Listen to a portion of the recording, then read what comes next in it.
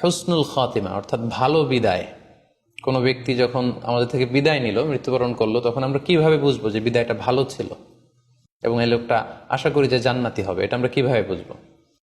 প্রথমত বোঝার মাধ্যম হচ্ছে আন-নুতকু বিশ-শাহাদাতি ইনদাল মাউত।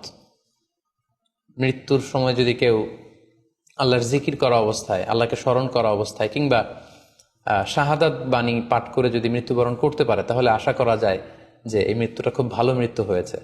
কারণ আল্লাহ রাসূল সাল্লাল্লাহু আলাইহি ওয়াসাল্লাম সুনানে আবু দাউদের এক বর্ণনায় ইরশাদ করেছেন, মান কানা আখিরু কালামিহি লা ইলাহা ইল্লাল্লাহ, যে ব্যক্তির শেষ বাক্য হবে লা ইলাহা ইল্লাল্লাহ এবং এই কালিমাতুত তাইয়্যিবা, এটা পরে যদি কেউ শেষ নিঃশ্বাস ত্যাগ করতে পারে, তাহলে সে জান্নাতে প্রবেশ করবে বলে আল্লাহ রাসূল সাল্লাল্লাহু আলাইহি ওয়াসাল্লাম আমাদেরকে সুসংবাদ দিয়েছেন। তাহলে মৃত্যুর আগে কালিমা পরে মরতে পারা এটা একটা সৌভাগ্যের বিষয় এবং এটা একটা ভালো সাইন।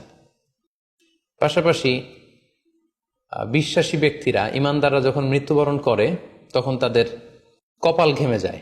অর্থাৎ মৃত্যুর পরে মৃত ব্যক্তির কপালে হাত দিয়ে যদি আমরা দেখতে পাই যে কপাল ঘেমে আছে, সোয়েটিং, প্রচন্ড ঘামছে, এটা দেখেও আন্দাজ করা যেতে পারে বা ধারণা করা যেতে পারে যে মৃত্যুটা ভালো হয়েছে। কেননা সুনানে তিরমিজির বর্ণনায় আল্লাহ রাসূল সাল্লাল্লাহু আলাইহি ওয়াসাল্লাম ইরশাদ করেছেন, আল মুমিনু ইয়ামুতু বিআরাকিল জাবিন, বিশ্বাসীরা যখন মারা যায় তখন তাদের কপাল ঘেমে যায়।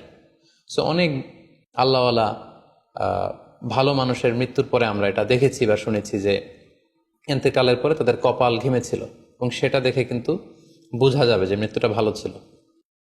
পাশাপাশি জুমার রাতে যদি কেউ ইন্তেকাল করে, বৃহস্পতিবার দিবাগত রাতে, নিঃসন্দেহে সেক্ষেত্রে লোকটার ইমানদার হতে হবে, সৎ ব্যক্তি হতে হবে। সেক্ষেত্রে এটা একটা ভ্যালিউ অ্যাড করবে যে জুমার রাতে সে ইন্তেকাল করেছিল।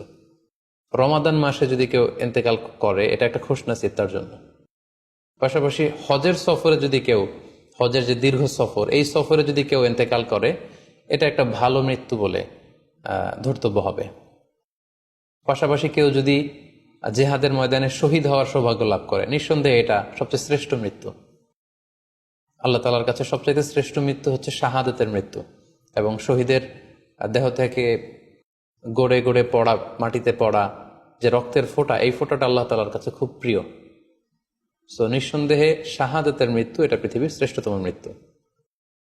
এবং সৎ কাজ করা অবস্থায়, কোনো আমলে সলেহ, ভালো কাজ করা অবস্থায় যদি কারো মৃত্যু ঘটে, লেটস সে কেউ তেলাওয়াত করছিল, হি ওয়াজ রিসাইটিং দ্য হোলি কোরআন, ওই অবস্থায় তার মৃত্যু হয়েছে, কিংবা রোজা মুখে ছিল, সে অবস্থায় তার মৃত্যু হয়েছে, অথবা সেজদায় পড়েছিল, সেজদারত অবস্থায় তার মৃত্যু ঘটেছে, এগুলো হুসনুল খাতিমা অর্থাৎ ভালো বিদায় বা ভালো মৃত্যুর আলামত।